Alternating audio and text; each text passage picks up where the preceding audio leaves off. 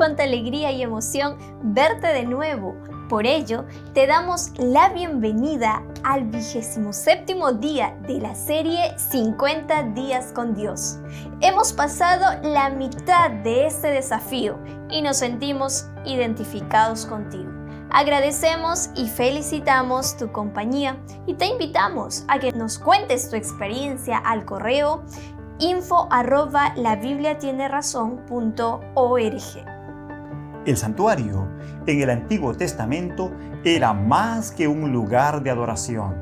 El propósito era dar a conocer el Evangelio mediante sus símbolos y ceremonias. Un elemento indispensable en ella era el Arca del Pacto o Arca de la Alianza. Y aunque estos elementos han sido relacionados con el Antiguo Pacto, ¿tendrá un mensaje para nosotros en el Nuevo Pacto? Acompáñanos y conoce la respuesta a esta pregunta en el tema El Arca del Pacto en el Apocalipsis.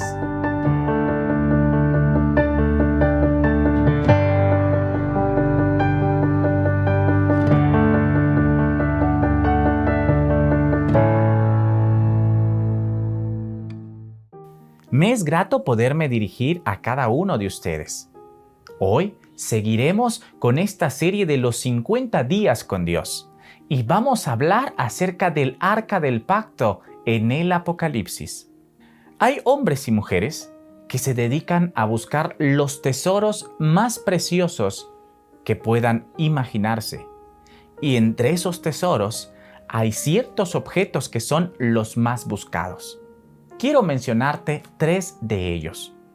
Uno es el Santo Grial. Es una copa que, según dicen o que la gente cree, fue la copa en la cual Jesús dio a beber vino en la última cena a sus discípulos, misma que, según dice la gente, fue utilizada para recolectar la sangre de Jesús tras su muerte. Personalmente creo que Jesús nunca usó una copa tal. Jesús era pobre, no tenía ni dónde recostar su cabeza. Otro de los objetos más buscados es el collar de Patiala, un collar que fue elaborado por la Cámara de Cartier en 1928 y fue hecho para el gran gobernante del estado principesco de Patiala en India. El collar contenía 2.930 diamantes. Este collar desapareció en el año de 1948. Se han encontrado algunas piezas de él, pero a la fecha nadie sabe qué pasó con ese collar y es uno de los objetos más buscados a nivel mundial. Hay otro objeto que es de los más buscados también y es el Arca de la Alianza o el Arca del Pacto. ¿Por qué se busca tanto?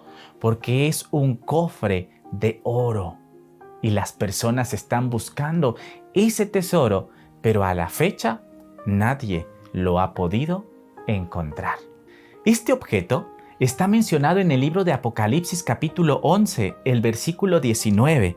Dice así: y el templo de Dios fue abierto en el cielo, y el arca de su pacto se veía en el templo, y hubo relámpagos, voces, truenos, y un terremoto, y grande granizo.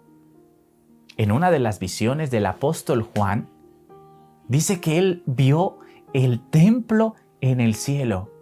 ¿Y qué había ahí en ese templo? Dice la palabra de Dios, el arca del pacto se veía en el templo. Este objeto tan apreciado y tan buscado, Juan lo vio ¿dónde? Lo vio en el cielo. Pero, ¿qué es el arca del pacto y por qué la vio Juan? Para comprender primero qué es el arca del pacto y por qué la están buscando a la tierra, es necesario analizar las Sagradas Escrituras. Y esto es muy interesante. Apocalipsis capítulo 15, el versículo 5, dice de la siguiente manera: después de estas cosas miré, y he aquí fue abierto en el cielo el templo del tabernáculo del testimonio. Juan veía allá en el cielo un templo y le llama el templo del tabernáculo del testimonio. Pero sigo insistiendo con la pregunta, ¿por qué la gente busca el arca del pacto en la tierra? El libro de Éxodo capítulo 25 versículos 8 al 9 nos da la razón. Vamos a leerlo en la palabra de Dios. Éxodo 25 versículos 8 al 9. Dice así: el pedido de Dios al pueblo de Israel: y harán un santuario para mí, y habitaré en medio de ellos, conforme a todo lo que yo te muestre, el diseño del tabernáculo y el diseño de todos sus utensilios, así lo haréis. Cuando el pueblo de Israel peregrinaba por el desierto, Dios les dio una indicación por medio de Moisés: harán un santuario para mí, y allí habitaré en medio de ellos. Pero les dice: conforme al modelo que yo te muestre. El versículo 40 agrega: mira, hazlos conforme al modelo que te ha sido mostrado en el monte. Qué interesante, ¿verdad? Dios le dio al pueblo de Israel un modelo el cual ellos tenían que hacer, algo similar aquí en la tierra. Ese modelo es el santuario que se le conoce como el tabernáculo terrenal. Estaba dividido en dos partes: lugar santo y lugar santísimo. Esto nos lo dice el libro de Hebreos capítulo 9 versículos 1 al 3. Pero en el lugar llamado el lugar santísimo había un objeto muy especial. El libro de Éxodo capítulo 25 10 al 22 nos narra cómo era este objeto. La Biblia nos dice así: harán también un arca de madera de acacia, cuya longitud será de 2 codos y medio, su anchura de codo y medio y su altura de codo y medio, y la cubrirás de oro puro por dentro y por fuera, y harás sobre ella una cornisa de oro alrededor. Dios mandó que hicieran una especie de cofre. Este cofre medía 2.5 codos por 1.5 por 1.5. Era un cofre de madera de acacia cubierto completamente en oro. A este objeto se le conoce como el Arca del Pacto. No solamente tenía esta parte, sobre ella tenía una especie de tabla de oro que se le conoce como el propiciatorio. Y sobre el propiciatorio, dice las Sagradas Escrituras, había labrados a martillo 2 querubines de oro. ¡Qué objeto, sin duda, tan hermoso era esta Arca del Pacto! Pero ¿para qué servía o para qué pidió Dios que hicieran este cofre, esta Arca del Pacto? El versículo 21 nos dice: y pondrás el propiciatorio encima del arca, y en el arca pondrás el testimonio que yo te daré. Y allí me declararé a ti y hablaré contigo sobre el propiciatorio de entre los 2 querubines que están sobre el arca del testimonio. Todo lo que yo te mandare para los hijos de Israel. El valor de este cofre se podría medir quizás por el oro el cual estaba hecho, pero no es ese el valor más importante. La importancia del Arca del Pacto es que Dios se manifestaba al sumo sacerdote justo allí, en ese lugar, en esa parte del santuario llamada lugar santísimo, sobre el Arca del Pacto donde estaba el propiciatorio. Ahí se manifestaba la presencia de Dios para con el pueblo de Israel. Esto es lo que da valor a ese objeto.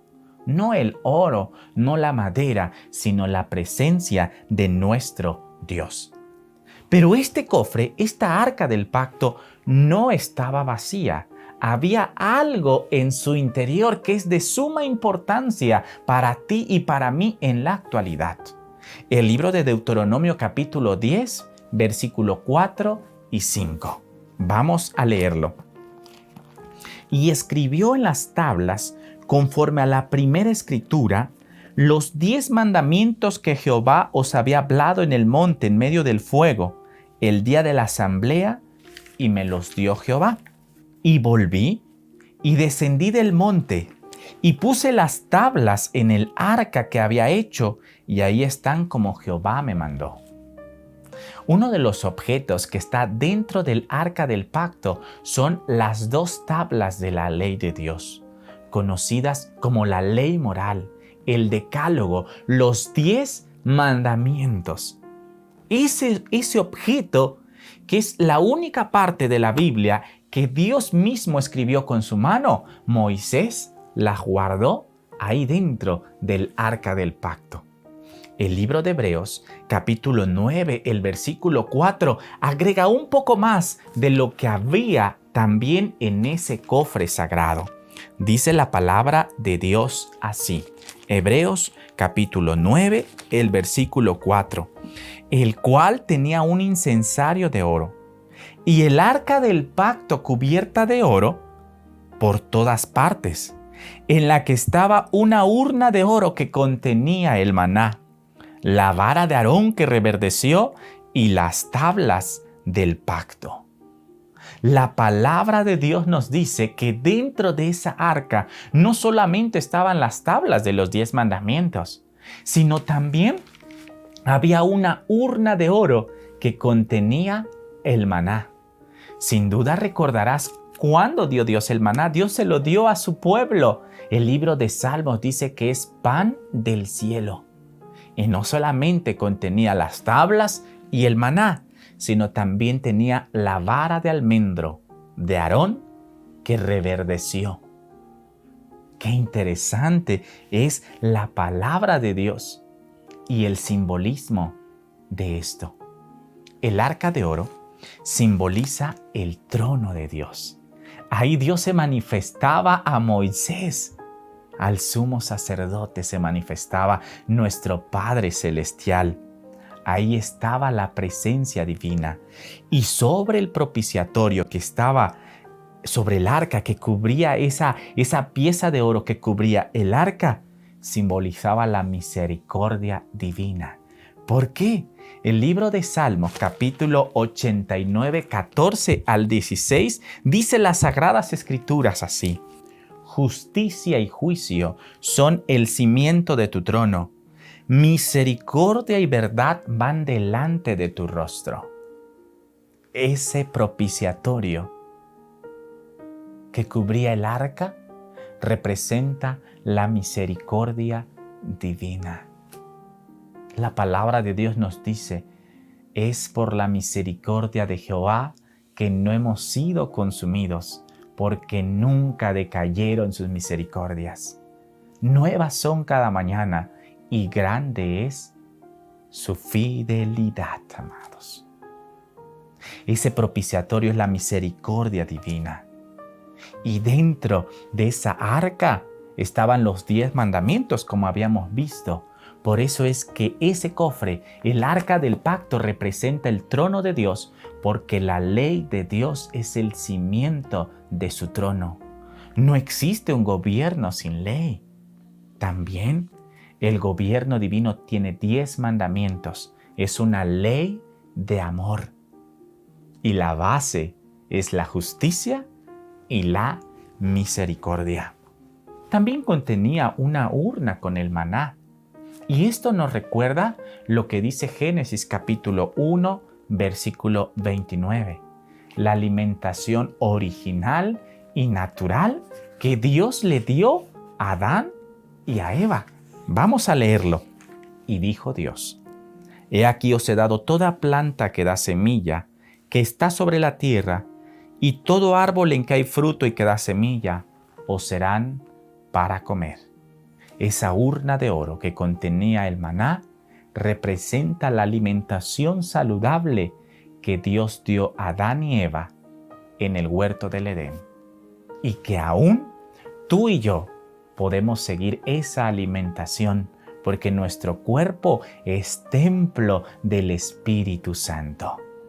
Además, esa vara de Aarón que reverdeció, una vara de almendro, representa el ministerio, los hombres que trabajan al servicio de Dios, hombres y mujeres misioneros que llevan el mensaje de la palabra de Dios al mundo entero. Pero, ¿cuál es la importancia de esa arca del pacto que Juan vio en el cielo para nosotros? ¿Será acaso de importancia en la actualidad? El libro de Hebreos, capítulo 9, versículos 1 al 3. La palabra de Dios nos narra cómo es que se hacía o cuál es la utilidad del arca del pacto en el Antiguo Testamento. Ahora bien, el primer pacto tenía ordenanzas de culto y un santuario terrenal. Estamos hablando del primer pacto, porque el tabernáculo estaba dispuesto así. En la primera parte, llamada el lugar santo, estaba el candelabro, la mesa y los panes de la proposición. El santuario, el antiguo pacto, ese santuario el cual construyó el pueblo de Israel, que Dios le mostró a Moisés en el monte, estaba dividido en dos, lugar santo y lugar santísimo. Pero para poder llegar a esos dos lugares estaba lo que se le conoce como el atrio. Podríamos pensar como el patio de una construcción. Ahí en ese lugar, en el atrio, estaban dos objetos muy importantes. Uno era el altar del sacrificio y el otro, la fuente de bronce. Y cada vez que el hombre pecaba, tenía que entrar por la puerta del tabernáculo, una puerta ancha, una puerta amplia. Entraba llevando a un cordero que, según Juan 1:29, representa a Jesús. Ese cordero era sacrificado después de que el pecador confesaba los pecados sobre él y era llevado al altar del sacrificio. Esto es muy interesante porque la puerta era ancha y el pecador entraba y confesaba sus pecados. Y ahí se encontraba con los símbolos de nuestro Señor Jesucristo. Vimos en Hebreos capítulo 9, versículo 1 y 2, que el lugar santo tenía algunas cosas. Tenía el candelabro, un candelabro de 7 brazos. Eso representa la luz. ¿Y qué dice Juan 8:12? Yo soy la luz del mundo, dijo nuestro Señor Jesucristo. Ese candelabro, esa luz representa a Jesús. También había una mesa con panes. El libro de Juan capítulo 6, el versículo 51 dice: yo soy el pan vivo que descendió del cielo. Nuestro Señor Jesucristo también dijo en Mateo: no solo de pan vivirá el hombre, sino de toda palabra que sale de la boca de Dios. Nuestro Señor Jesucristo es ese pan de vida, el cual nosotros debemos buscar, debemos consumir. ¿Y lo encontramos en dónde? Lo encontramos en las Sagradas Escrituras. Y también había un altar de incienso. El incienso es algo que sube. Está representado, según Apocalipsis 5:8, como las oraciones del pueblo de Dios, las oraciones de todos aquellos que se acercan a Dios y le buscan. Pero Hebreos 9:4 agrega que tenía un incensario de oro y el arca del pacto cubierta por oro. En la siguiente parte, llamada lugar santísimo, ahí estaba el arca del pacto. En la antigüedad, el pueblo de Israel tenía que ir al santuario, al tabernáculo, llevando esos corderos o esas palomas para perdón de pecados. Pero ahora, Cristo, nuestro amado Salvador, ha muerto en la cruz del Calvario y ya no necesitamos llevar corderos, porque el verdadero cordero murió en esa cruz. Y ahora nosotros podemos ir a los pies de Jesús. Podemos llegar hasta ese lugar. Y esto es sumamente interesante, porque el arca del pacto es un medio de salvación para la humanidad. El arca del pacto simboliza el trono de Dios. ¿Y Juan dónde la vio? Juan la vio ¿en dónde? En el cielo. Porque conocemos, según Hebreos, y quiero leerte, que el nuevo pacto ha cambiado. Ya no tiene sacerdotes que morían. Ya no. Ahora hay un sacerdote que no muere. Y ese sacerdote es nuestro Señor Jesucristo. Continúo leyendo en el libro de Hebreos, capítulo 9, las Sagradas Escrituras. Dice así: pero estando ya presente Cristo, sumo sacerdote de los bienes venideros, por el más amplio y más perfecto tabernáculo, no hecho de manos, es decir, no de esta creación. ¿Cuál es el tabernáculo que no está hecho de manos? Es ese que vio el apóstol Juan allá en el cielo. Y Cristo es el ministro, es el sumo sacerdote en ese santuario, el santuario celestial. ¿Y qué está haciendo Jesús allá? Nuestro Señor Jesucristo está intercediendo por ti y por mí allá en el lugar santísimo del santuario celestial. Pero, ¿en qué contexto ve Juan el arca del pacto?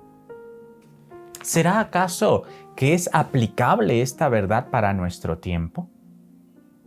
Vayamos nuevamente al libro de Apocalipsis, capítulo 11, y vamos a leer ahora el versículo 15, el contexto en el cual Juan vio el arca del pacto. No olvides que el modelo el cual Moisés vio, ¿en dónde está? Está en el cielo. Y lo leímos en Apocalipsis 15:5. Pero ahora vamos a Apocalipsis capítulo 11 y vamos a leer el versículo 15. Dice las Sagradas Escrituras así: el séptimo ángel tocó la trompeta y hubo grandes voces en el cielo que decían: los reinos del mundo han venido a ser de nuestro Señor y de su Cristo, y Él reinará por los siglos de los siglos. Juan le fue mostrado en visión la trompeta del séptimo ángel. Y dice que cuando sonó la trompeta hubo grandes voces en el cielo. Y esas voces decían: los reinos del mundo han venido a ser de nuestro Señor. ¿Cuándo será ese momento? Sigo leyendo el versículo 18. Y se airaron las naciones, y tu ira ha venido, y el tiempo de juzgar a los muertos, y de dar el galardón a tus siervos los profetas, a los santos, a los que temen su nombre, a los pequeños, a los grandes, de destruir a los que destruyen la tierra. Aquí está una clave muy importante. No vamos a estudiar a profundidad estos versículos, pero este texto, el 18, tiene una clave para entender de qué tiempo está hablando Juan en el Apocalipsis.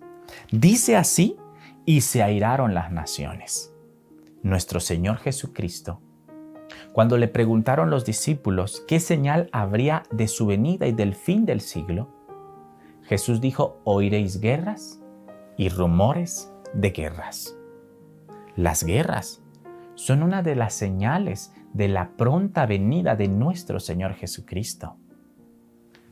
Y aquí el apóstol Juan también vio esas guerras. Se airaron las naciones. Aproximadamente desde 1844 hacia acá, podemos hacer un recuento y nos daremos cuenta que las guerras han aumentado. Y no solamente han aumentado, se han hecho de proporciones mundiales. Tenemos la Primera y la Segunda Guerra Mundial. Juan en visión es llevado a este tiempo en el cual estamos viviendo. Y a pesar de que hay dificultades, a pesar de que hay problemas en este mundo, que hay calamidades, que hay pandemias, Juan vio el arca de Dios en el cielo. ¿Y qué es el arca de Dios, decíamos? Es el trono de nuestro Dios.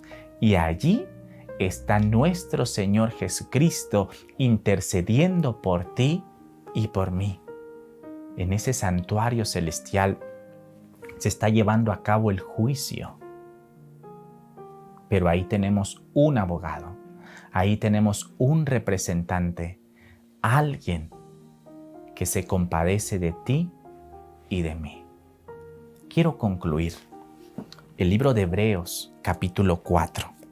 Las Sagradas Escrituras dicen algo muy interesante. Versículo 14. Por tanto, teniendo un gran sumo sacerdote que traspasó los cielos, Jesús, el Hijo de Dios. Tenemos un sacerdote maravilloso que dice aquí que traspasó ¿qué? Traspasó los cielos. Sigue diciendo, retengamos nuestra profesión, porque no tenemos un sumo sacerdote que no pueda compadecerse de nuestras debilidades, sino uno que fue tentado en todo según nuestra semejanza, pero sin pecado. Ahí, en el arca del pacto, en el lugar santísimo del santuario celestial, está nuestro Señor Jesucristo, nuestro sumo sacerdote. Y esa arca contiene la ley de Dios, que está vigente hasta nuestros días. En este tiempo de calamidades y de guerras, la ley de Dios sigue vigente. Y Dios ha dado una dieta diferente a su pueblo, una alimentación especial para cuidar nuestro cuerpo.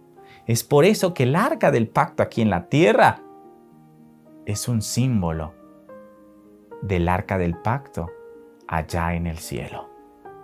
Por eso es un tesoro muy preciado, pero no hay que buscarlo aquí. Juan dice que está allá. ¿Y qué tenemos que hacer? Tenemos que entrar por esa puerta ancha que es Cristo e ir a sus pies, confesar nuestros pecados. Y dice el versículo 16, acerquémonos pues confiadamente al trono de la gracia para alcanzar misericordia y hallar gracia para el oportuno socorro. Tenemos esta invitación a buscar ese tesoro que es Cristo, nuestro Salvador. Y podemos acercarnos confiadamente al trono de la gracia, sabiendo que en el cielo hay uno que puede compadecerse de ti y de mí. Te hago esa invitación. Ven a los pies de Jesús. Acude al trono de gracia. Jesús está allí esperándote con los brazos abiertos para abogar por ti y ser tu representante ante el Padre Celestial. Que el Señor te bendiga. Indiscutiblemente, la ley de Dios continúa en vigencia y sigue siendo la base del gobierno de Dios, porque no puede existir un gobierno sin ley. Gracias a Dios que no deja lugar a la duda en relación a estos temas, pues han quedado claramente definidos a través de su palabra. En el próximo tema, titulado ¿Existe comunicación con el más allá?, conoceremos el estado real de los muertos. Siempre a través de su programa 50 días con Dios. Te esperamos.